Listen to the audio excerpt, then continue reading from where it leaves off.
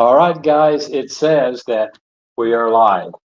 Yet again this week, I can't get the laptop to work. And so we're going to be on my cell phone. But I do have a cool mug that somebody made for me. And I forget what her name is. I'm sorry. But anywho, this is Ashley Williams. In a few minutes, Eli's going to be here. He had to go talk to mom for a minute. He's going to pop back in. But Ashley is me. Eli will be here in a few minutes. We are Legacy Farms Coffee. We are Legacy Farms Missions. And we do a couple different things in Honduras. And one of those things is grow coffee. Coming up next to me is Eli Cole Williams, the famous, infamous Eli Cole Williams. And Eli and I just got back about, I don't know, 10 days, 2 weeks ago from a couple weeks in Honduras. Had a big mission team come out. We talked about them a little bit last week. But tonight we're doing the second part in a 5-part series of talking about where coffee gets its flavor from. And just to sort of quickly sum up last week, we talked last week about the processes, the wash, the honey, and the full natural. If you want to go to our website, legacyfarmscoffee.com, buy a crap load of coffee, that'd be awesome. But if you want to go there, you can look up the 3 processes of coffee, and it'll tell you in detail where you can study a little bit of the 3 processes. So we're going to start tonight by briefly covering those 3 processes quickly. It is a wash process. We take the cherry off, we wash the coffee, and put it out in the patio to dry. Red honey is we take the cherry off and we put it out there in its own juices and the mucilage. Mucilage sounds sort of nasty, but actually it tastes great. And then the full natural is where we dry the bean completely in its own cherry. And they take anywhere from 4 to 10 days to 6 days to 2 weeks to up to 30 days to dry, according to which of those 3 processes. But I'm going to give you an example here real quick. From the same sections of the farm, we have a coffee in Spanish, it's called Mulatto. And a lot of times you'll get, if you buy green coffee, it'll say Mulatto on it, and that just means honey. So these are all Lempira varieties, and we're going to get into varieties in a few minutes. They're all Lempira varieties, and they're all red honey. And so here are the flavor profiles. One of them is dry milk chocolate. The second one is honey and caramel. The third one is honey, rum, and pineapple. And the last one is honey and citrus. Sounds good. These are, yeah, but they're all. Oh wait, so is it dried milk and chocolate, or is it dry milk chocolate? It's dry milk chocolate. How do you know what that tastes like? So I don't either, but we will soon. But these are all the same variety, processed on the same farm, but at different dates.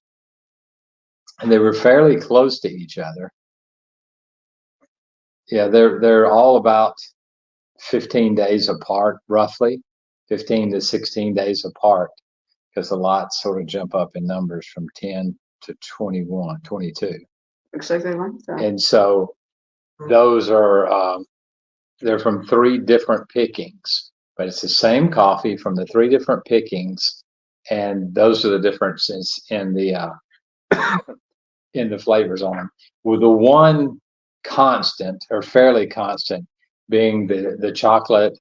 All 4 of these either have chocolate or honey in them, and caramel is very in the Lempira. Caramel is a lot more predominant in the washed Lempira than in the honey.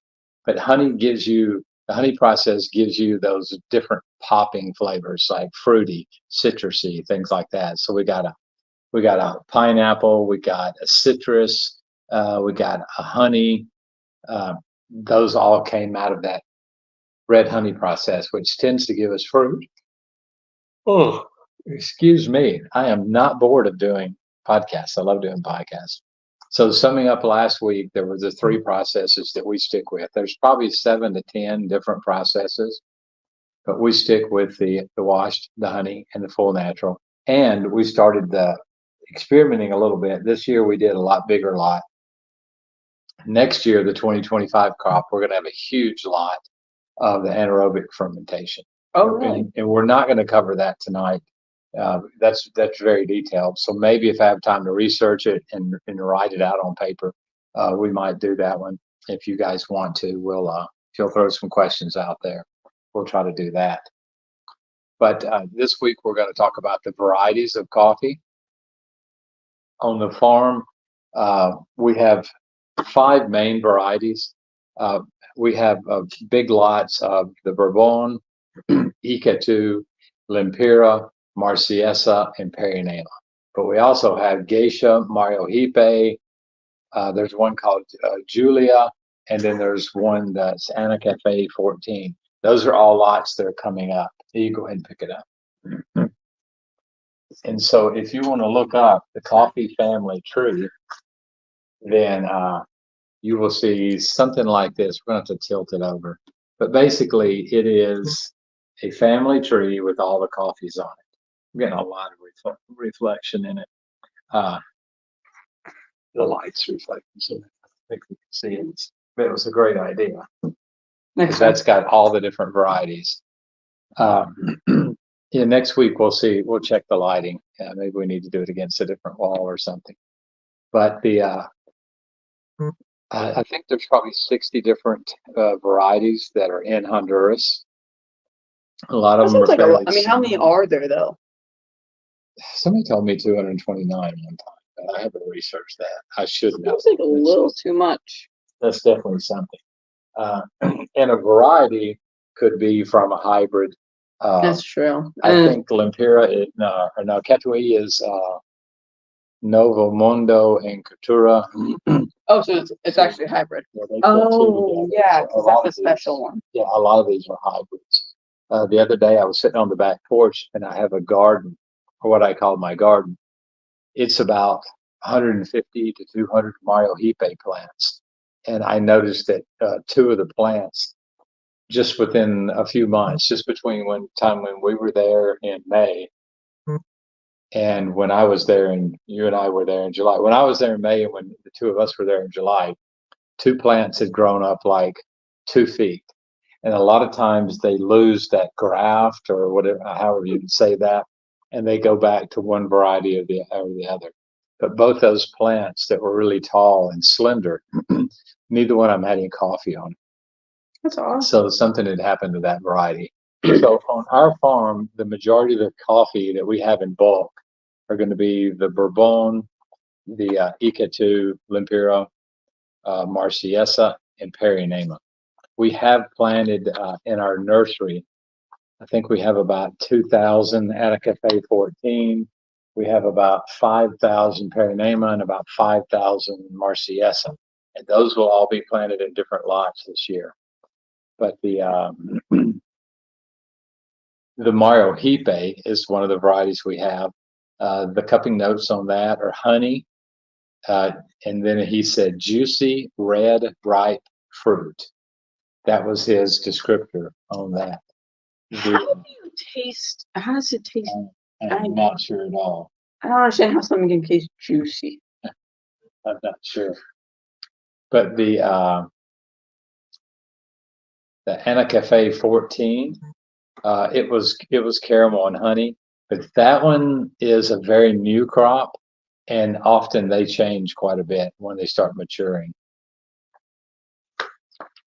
Also, though, we have some new coffee planted though at Zone 3.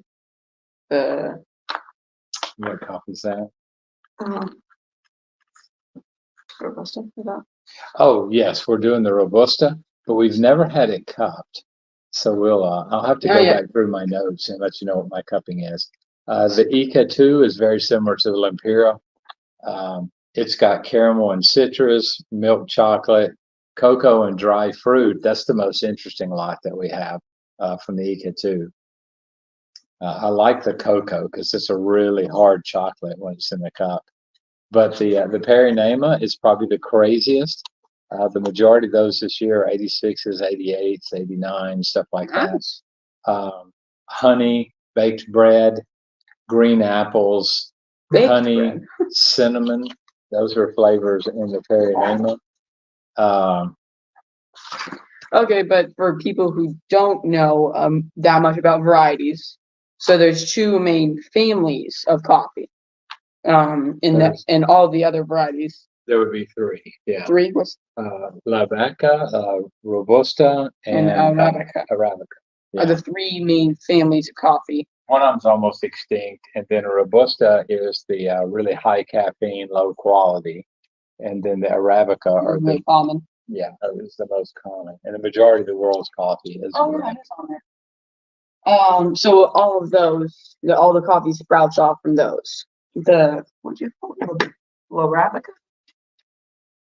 Arabica is the one that's has very few coffees. Yeah. And then Robusta is a lower grade coffee, but it has like twice or how much more? A lot of people say it's double the caffeine, so it's in that neck of the woods of twice the caffeine. Twice the caffeine is normal coffee, and then Arabica is more common type of coffee, which most of our coffees are Arabica. Yeah, all except for that one. Robusta. The Julia variety. And then there's something I thought there's a lot of different ones. No, the Ikatu is not Robusta. I just thought it was like a microbrew or something. Yeah, I should know more about that. So that was like a hybrid. This doesn't show the hybrids. I just memorized a couple of them, so that I would know them, and it sounds smart when I talk about coffee. But the different varieties will have naturally different occurring flavors in them. And then we can change those flavors according to how we process them, and then how we roast them as well. So, excuse me. A guy came in today and he said, I only like Brazilian coffee. Do you have something that tastes like Brazilian coffee? It's very, very broad.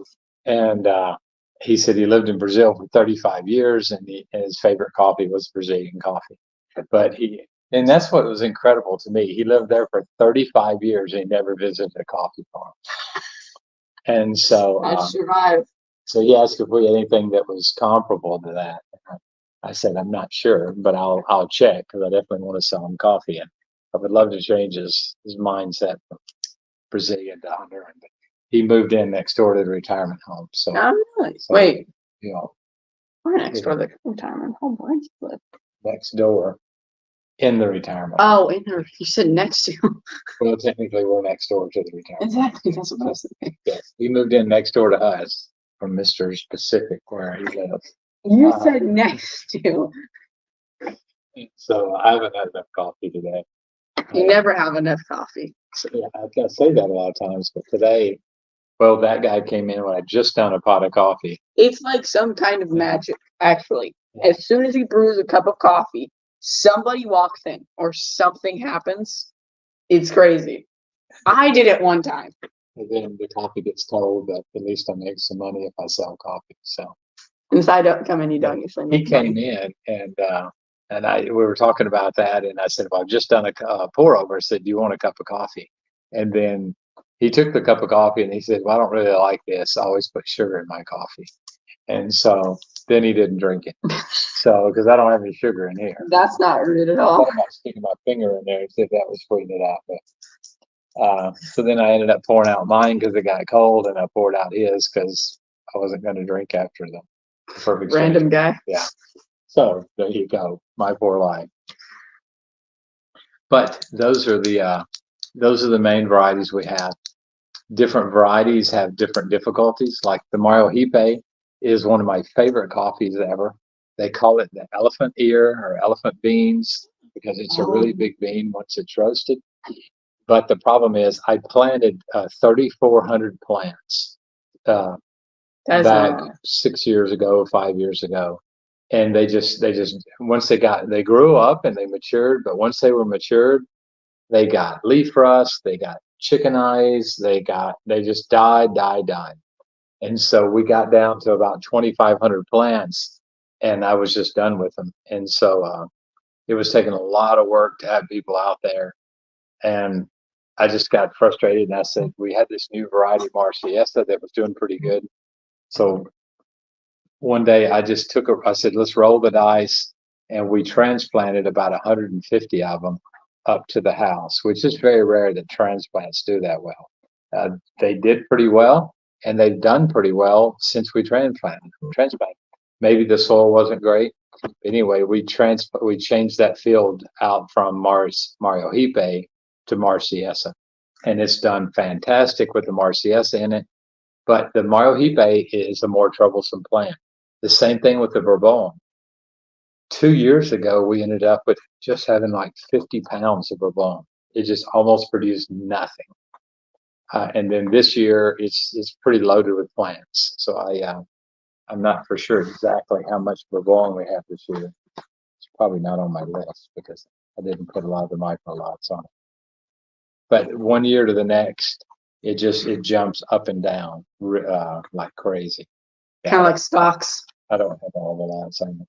But like my geisha was a total of 80 plants that we planted, and it produced 136 pounds of cherry, which might be about 10 pounds of actual green coffee.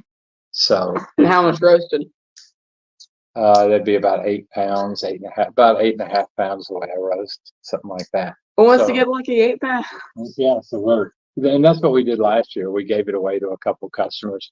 I roasted a pound or two on my sample roaster, but I still don't have it dialed in. It's hard to dial a crop in when you only have. Last year we had 5 or 6 pounds, so our production has doubled this year. And those plants they say they're looking pretty good. I've had them for over 3 years, and I've never been out to visit them because they're they're out in the center of the farm, and I didn't want to walk out there. So the geisha is something I only planted because a friend of mine gave them to me. And that's the only reason I planted them, just to be nice to him. How many pounds of geisha are we going to have roasted this year? Like you said. 8 pounds. Yeah. All right. Well, how about we do this? How about you subscribe on YouTube, follow us on Instagram or Facebook, or do any of that stuff. You can get your name entered in. If you do all 3, then you get 3 entries. Oh, hey, Richard, how's it going? Yeah, we definitely need to do. We were going to do a drawing in July, and so we need to do that this week. We need to draw a couple names and give out some stuff. And then I've got a couple sets of coffee cups. I think there's 2 sets of coffee cups up there that I picked up the last trip or 2 to Honduras, and we'll give those things away. And I think there's some Ica too that was in the top of a bag. We might roast some of that and give some of that away green and roasted. But those things we need to do. The Ica 2 is one of my favorite coffees because it's late in the year. It's just a variety. I'll find out by the next week's program what the different coffees that went into those graphs to make the Ica 2 and some of our other coffees. But the Ica 2 I like because it's later than all the other coffees, and the workers are finished picking in other farms, so there's more workers to pick towards the end of the season rather than the middle of the season. So that later crop, it gets picked a lot better and got a cleaner picking. Where are we at? Lempira. Lempira is supposed to be a basic commodity coffee, and so wait, commodity? Yeah, it's just supposed to be. It carries a lot of coffee on the plant. It's never been known to be real high grade. And so most of the farmers that just plant it and are done. They just pick it and send it in. So then how do we have? Well, and that's what I was saying a few years ago. After we started sending our coffee in to get cupped at the government office, now we do it with a private company. When we did it at the government office, they came out to visit the farm. So one day, a couple Toyota Hiluxes come rolling down into the farm, which that's the higher end. Toyota, 4-wheel drive diesel, nice little fancy trucks. And these guys stepped out.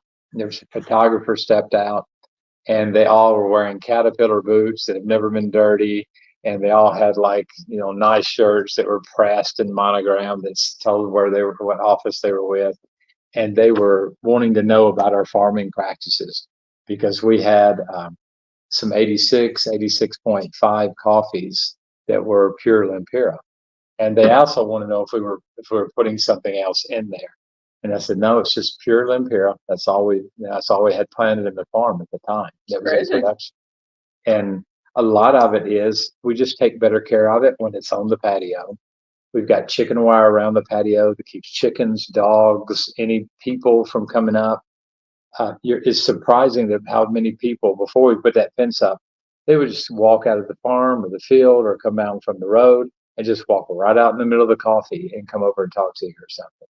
Even we had signs plastered, don't enter, and they'd still just walk right out there. They just tend to not pay attention to stuff like that.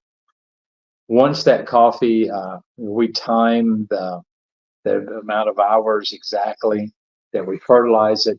We document what the climate was like the day we picked it, and all through the drying process, we document what the climate was, if it rained, if we had to pull it off the patio, if we put it in the bodega, exactly what happened to that plant or that coffee once it was picked. We document how long it takes us to dry it, where it was dried. And so all those things go into the formula at the end of the year when we decide what bags to mix together and things like that. You can just answer or call out. What's the question? Mr. Richards says, Charlene wants you to send a couple of your decals that's available. I'll put them in his next order. I don't know that we have any decals. I don't know. I'm certain we don't. What are decals, by the way? I like stickers. Oh, stickers. No, we don't have stickers. I have those little stickers that have the guy that's like drinking the last of coffee as his tongue sticking out. I've got those. I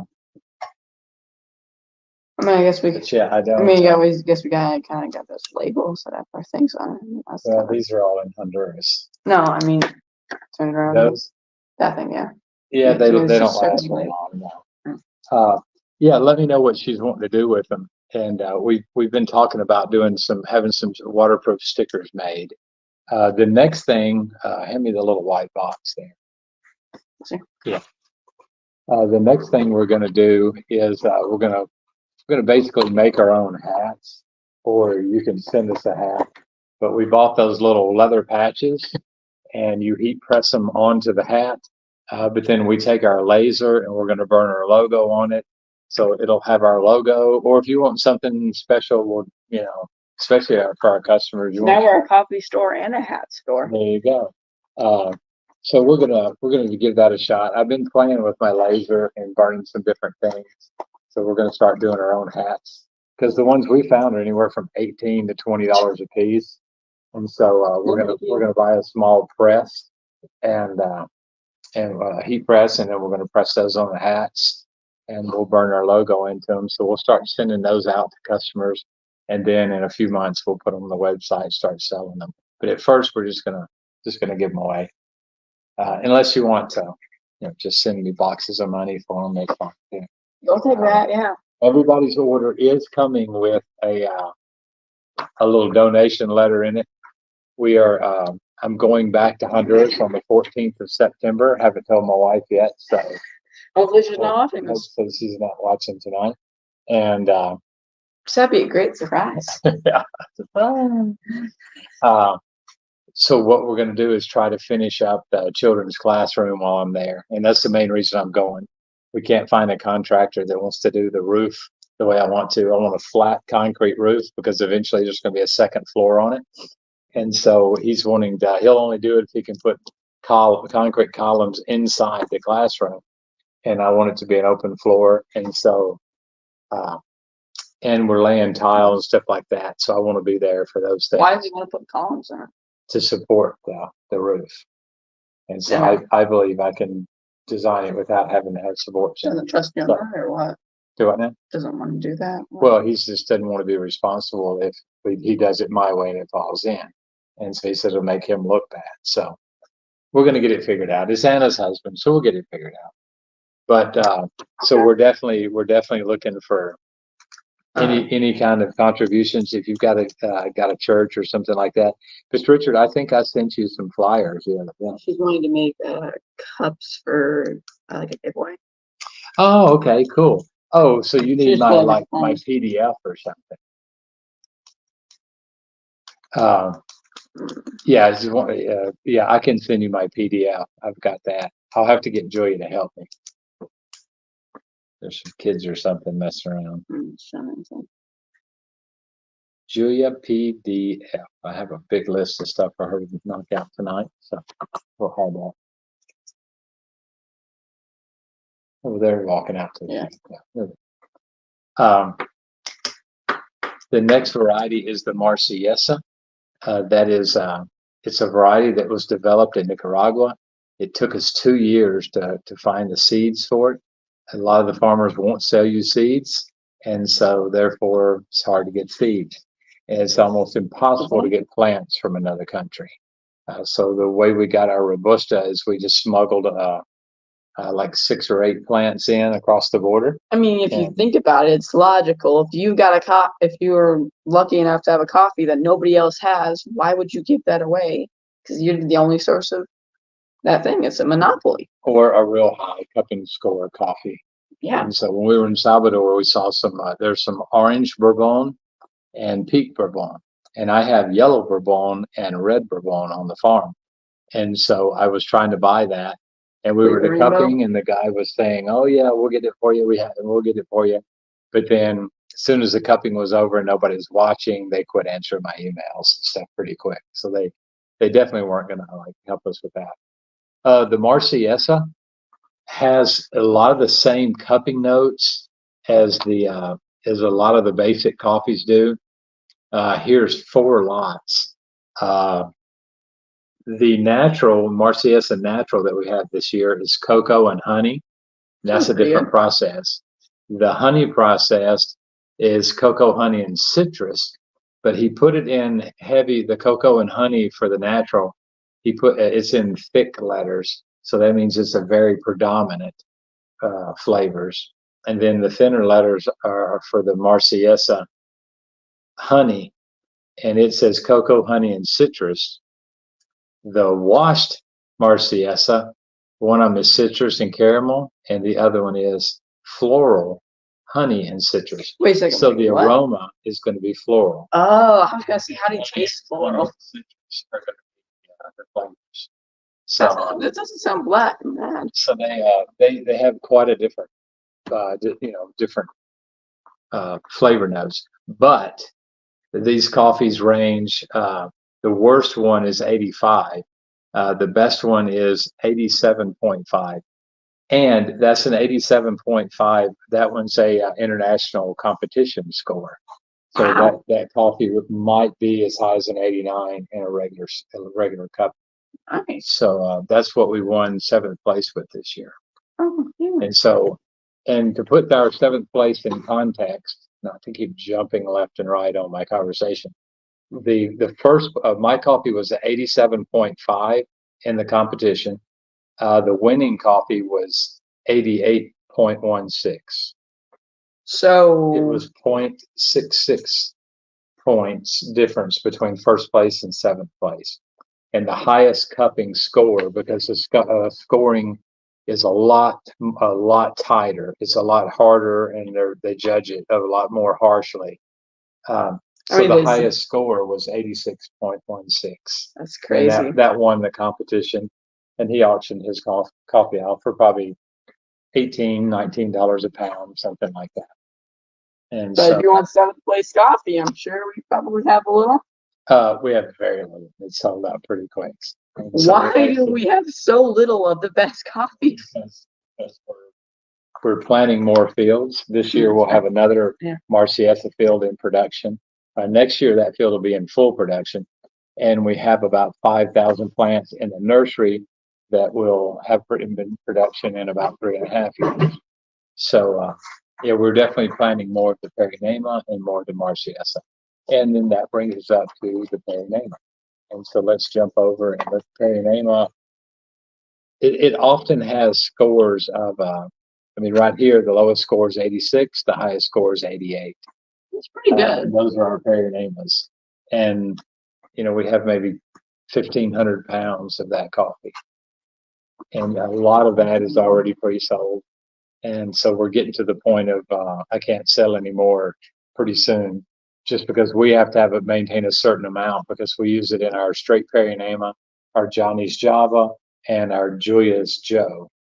So there's a blend and then 2 straight coffees. But everything that's honey processed Perinama is sold under the Johnny's Java label. Everything that's on my website, they're all on my website. The other one is the washed. All the washed Perinama is just sold as Perinama. And we don't do a natural in the Perinama because all the naturals we've ever done were really bad. And then the third place we use that coffee is in Julia's Joe, which is a blend of Marciesa and Perinama. And so, and then that blend will change twice a year. We'll rotate Marciesa washed and Perinama honey, and then one time we'll have Marciesa honey and Perinama washed. So we'll change that up halfway through the year, and we may even get more creative than that, and do a mix of honey and wash, and have 4 different mixes. And see if anybody can tell the difference. Yeah. But so we can only sell so much of that. That's true. Sorry, Richard was just wondering when the coffee was arriving. I've got to. I'll have to ask her, Anna, again. I forgot. I was supposed to ask her today, and I forgot about it. But it was in port the last I heard, and so I need to check with Anna, and I'll ask Anna Coffee. Well, we'll do that, and we'll get that update then next week.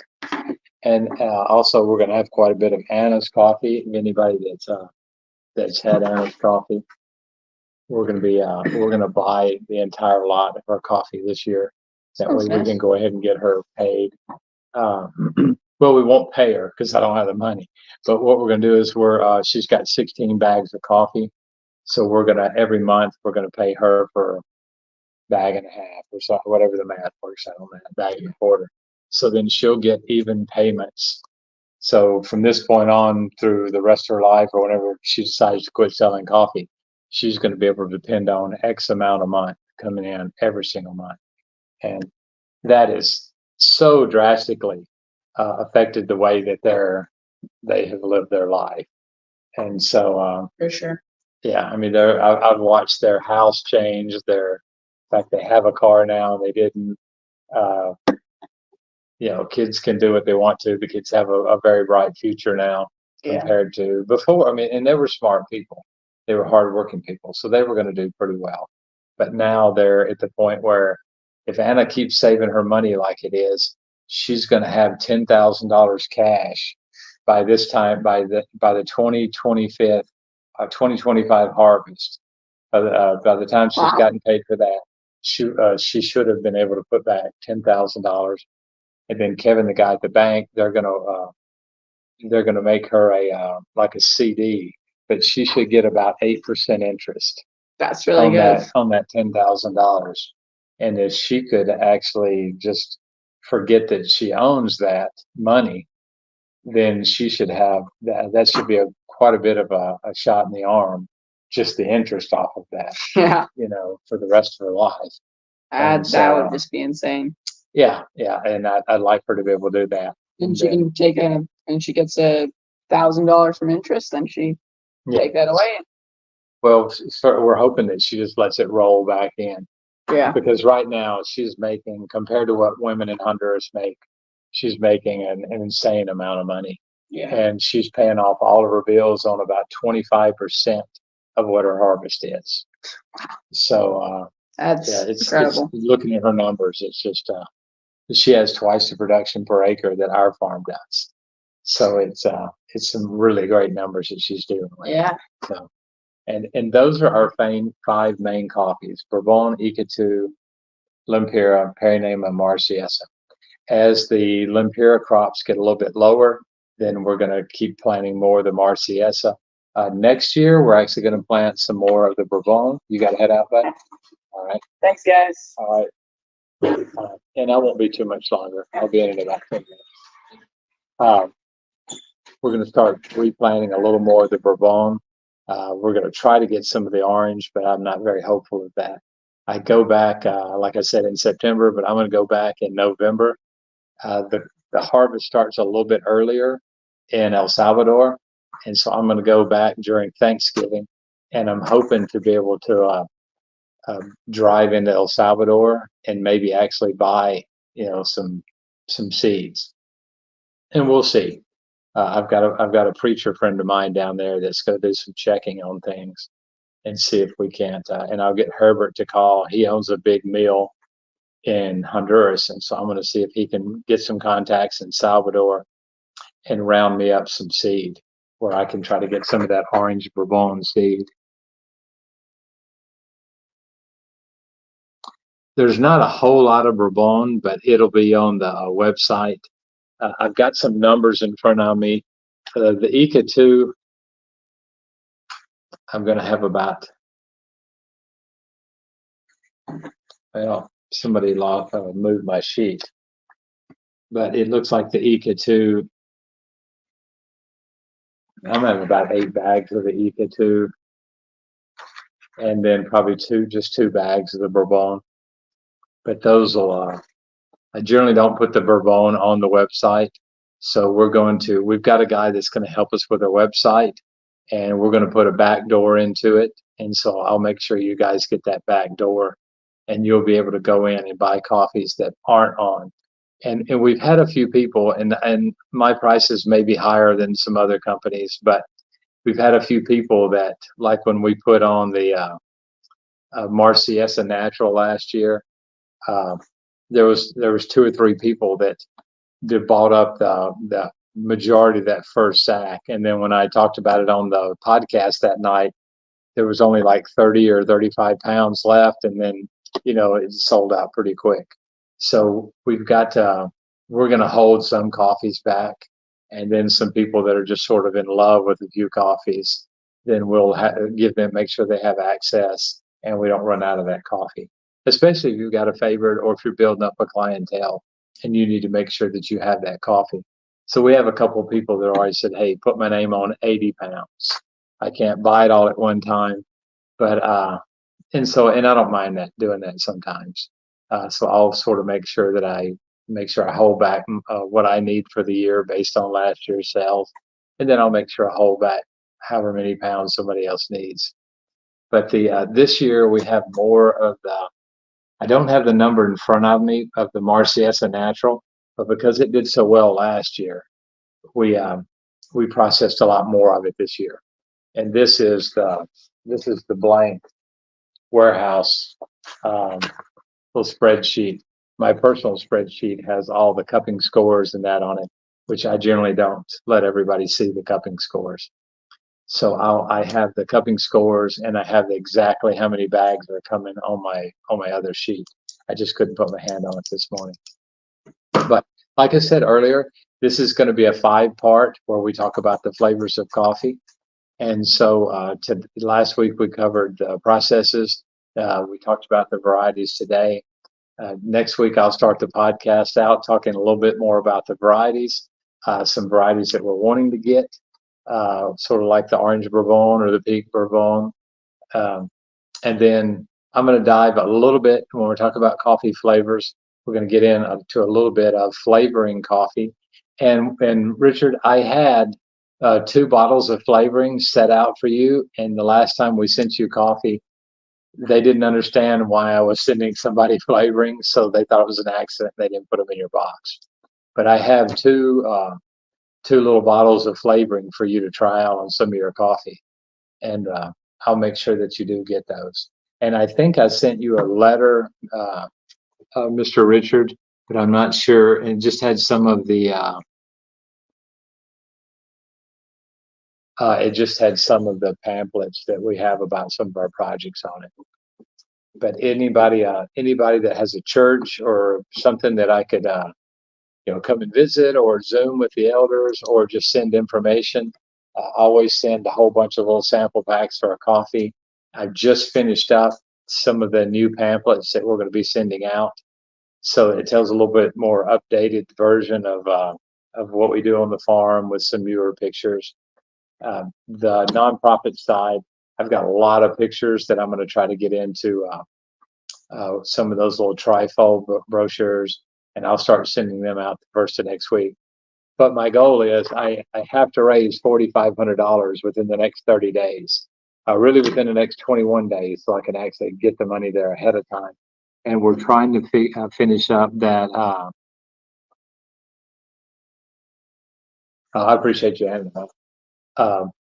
We're going to try to get that children's classroom finished while I'm there, and then like completely finished. Chairs, kids' song books, a few desks, a little bit more on the electric, and tile, ceramic tile, the entire bathroom, and finish out the kitchenette. So 4,500. There's got to build about 40 concrete steps coming down to the project, and so all of that takes time and money. And so that's sort of what we're sort of working with right now. And right now, I think somebody sent in $200 already out of the 4,500 that we need. And 4,500 sounds like a lot to me, but there's a whole lot of little incidentals. You have to, being that we're a nonprofit, we have to have handrails going down the hills. There's a few more rules, but just the building materials are just so expensive. 80-pound bag of quickcrete or concrete down there is it's probably about $8 and something. And for the roof of the building, I think we're going to need 60, and then we're going to need 12 meters of sand. We're doing 1 meter of rock, and then we do rebar on a 12-inch grid. And I know the rebar is something like $18 a stick because metal is extremely expensive down there. And so it's fairly expensive to build it, but once it's built, it's cheap enough to run. It's just like our library. $50 a week, we'll get a library, or $60 a week gets the librarian for 2 days a week. It's cheap enough. And so the kids have a place to go that has some parental guidance. They play games, they read books, not at the same time, but it's just a good place for kids to go, and that's cheap enough. So once we built that thing, we still got about $11,000 left on the church building, but the group that just came up did a dozen church pews, painted the inside of the building, gave out 6,000 pounds of food, 300 hygiene kits, 300 school supply kits. I can't think of what all they did. They did VBS every day, did hundreds of peanut butter and jelly sandwiches. I think they went through 24 pounds of peanut butter while they were there. It was just a crazy amount of good that they did while they were down. And so those are some of the things we're wanting to keep doing. This kids' classroom will give them a place to go. Right now, one of the classrooms meets in the library. The other classroom just meets outside in the open. So, once we can get this apartment / classroom going, then that'll be a big help, a big shot in the arm for the church. And then we'll start working on the bunkhouse for missionaries. That's like a $7,000 project. And then the church is functioning, although it's not finished, but that's $11,000. And that's to do the parking lot and the little bitty things that need to be done around the church building and painting the outside of the church building. So $11,000 will cover that. And then we got about $6,000 worth of general projects around, and then everything will be finished. So once everything's finished, the church will probably have grown to the time where we need to do one more classroom. And that's the reason why the first classroom has a flat concrete roof on it, because we've got a rebar extended through the ceilings and all, because there will be a second story built on that building. And we built a mega foundation under it so that it'll support two stories. So those are a lot of the reasons we did a lot of things we did. And so that basically covers this week. If anybody has any questions, if you guys will shoot them to me. I either didn't see any questions this week or I forgot to answer them. But LegacyFarmsCoffee.com is where you can order stuff. Legacy Farms Coffee on Facebook, Legacy Farms Coffee 2010 on Instagram, and Legacy Farms Coffee 200 on YouTube. So you guys, please share us with your friends. But let us know if there's any way we can help you guys. if you guys want to send a donation or pray for us, all those things are equally important. But if you have any suggestions, or if you want to put together a mission trip for your church, I've got a week open in March, and I've got the week after Thanksgiving that's open. So if someone wants to come up, or for the green coffee guys or the coffee enthusiast, there's still 2 more slots open, one in January, late January, and the other one in the middle of February, where you could come while we're actually working. And those groups are no more than 4 people, and you will be on your own quite a bit of the time. But the work day is from 5 in the morning till about 8, 9, 10 o'clock at night. But you're not expected to do any work. But that's spending a week on the working coffee farm while we're actually in production, getting to do all the stuff and to be on the farm with us while we're picking. So, a lot of times they'll ride with me when I go pick up workers in the morning. Just any part of the coffee business that you want to be in, or the coffee chain that you want to get involved in.